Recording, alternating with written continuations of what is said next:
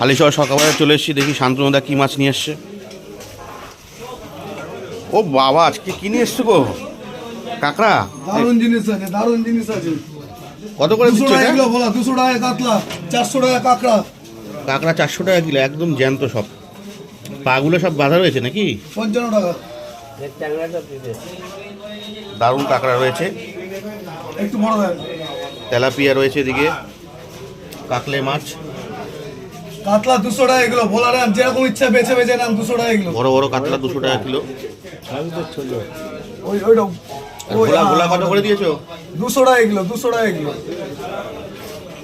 ইলিশ মাছ? ইলিশ মাছ 500, 400 টাকা কিলো। 400 টাকা কিলো ইলিশ মাছ, সস্তায় আছে। বড় নেই, এইটাই বড়।